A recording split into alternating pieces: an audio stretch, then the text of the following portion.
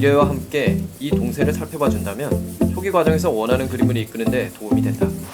그런데 꼭 이런 과정으로 그려야 하는 걸까? 미술교육TV JNJ. 어떻게 그려야 원하는 구도에 맞게 형태를 구축할 수 있을까? 앞서 형태의 중요성에 대해 배웠다. 그래서 정확한 형태 구현을 위해 활용되는 여러 기초적인 조형 원리에 대해서도 알아보았는데, 오늘부터는 실제 사물들을 그려보며 형태를 구축하는 방법에 대해 알아보겠다. 뭔가를 그릴 때 생각보다 이렇게 너무 커지거나 또 이렇게 너무 작게 그려졌던 적이 있을 것이다. 그런데 이렇게 시작부터 계획에서 어긋나면 그릴 의욕도 함께 뚝 떨어져 버리지 않던가? 도대체 왜 생각보다 너무 커지거나 작아지게 된 걸까? 처음에 너무 크게 시작해서 그런가? 너무 작게 시작해서 너무 계획 없이 그려서 이렇게 누구나 조금만 생각해보면 그 이유를 알 수 있다. 그렇다면 문제의 해결 방법도 역시 스스로 충분히 찾을 수 있다. 어떻게 하면 될까? 전체적으로 그려요. 대략적으로 부분 나눠보고 그리면 되지 않을까? 당연히 그렇게 하면 된다. 대상의 부분의 형태를 이렇게 전체적으로 미리 나눠보는 것이다.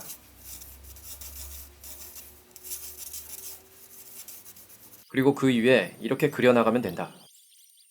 자, 어떤가? 계획한 구도에서 크게 벗어나지 않고 그려진 것을 확인할 수 있을 것이다. 자, 초기 과정에서 유의해야 할 첫 번째 퀘스트는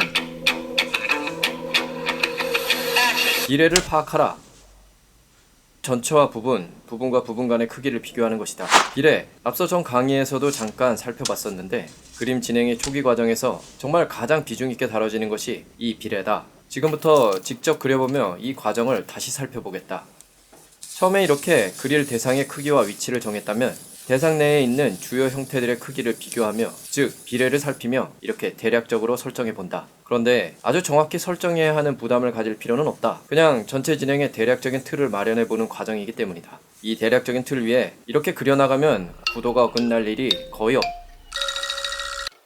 가끔은 있다. 역시 생각처럼 되지 않는다. 이게 그림이다. 그리고 이게 매력이다. 다시. 처음에 이렇게 그릴 대상의 크기와 위치를 정했다면 대상 내에 있는 주요 형태들의 크기를 비교하며, 즉 비례를 살피며 이렇게 대략적으로 설정해 본다.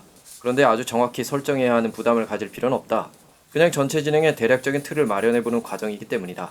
이 대략적인 틀 위에 이렇게 그려나가면 구도가 어긋날 일이 거의 또 안 되네. 거의 이 대략적인 틀 위에 이렇게 그려나가면 구도가 어긋날 일이 거의 없다. 어떤가? 어렵지 않게 그려내지 않았는가?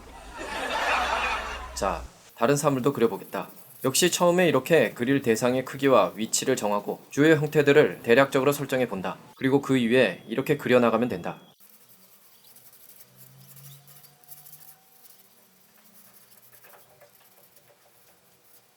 역시 초기 계획대로 어느 정도 그려졌다. 자, 이런 풍경을 그릴 때도 마찬가지이다. 풍경 안의 여러 소재들을 역시 이렇게 대략적으로 위치와 크기를 설정해보고 그린다.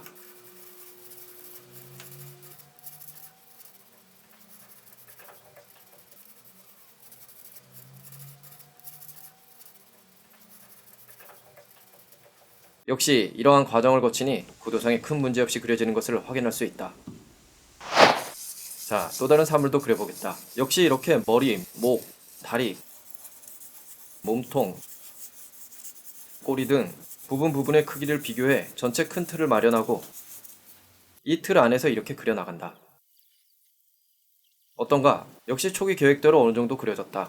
여기서 이 비례와 더불어 살펴봤으면 하는 그림 초기 과정에서 유의해야 할 두 번째 퀘스트. 동세를 살펴라.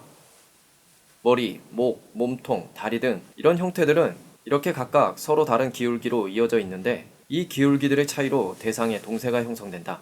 이렇게 비례와 함께 이 동세를 살펴봐 준다면 초기 과정에서 원하는 그림을 이끄는 데 도움이 된다. 이렇게 비례와 동세를 살피며 대략적인 틀을 확보하고 구체적인 표현을 담아간다. 역시 초기 계획대로 어느 정도 그려졌다. 역시 처음에 이렇게 비례와 동세를 살피며 대략적인 틀을 확보하고 구체적인 표현을 담아간다. 구도상에 큰 문제 없이 그려지는 것을 확인할 수 있다. 그런데 꼭 이런 과정으로 그려야 하는 걸까? 이렇게 머리부터 쭉 바로 그릴 수도 있다. 비례와 동세를 살피는 눈이 익숙해지면 초기에 이런 틀 없이도 그냥 이렇게 그려낼 수 있다. 오히려 그림에서 불필요한 선들은 줄고 좀 더 호흡과 감정이 실려 그림이 자연스럽고 무엇보다 고수의 손놀림이 물씬 풍기게 된다. 뭔가 정확해야 하는 강박만 내려놓는다면 그림은 정말 좀 더 재미있어지고 그림다워진다. 비례감과 동세를 살피는 습관이 좀 붙는다면 이렇게 배짱 부리며 그리기를 시도해보기 바란다. 그림은 조금 삐뚤어지고 내키는 대로 할 필요가 있다. 결국 그 과정에서 자신만의 그림이 만들어질 테니까.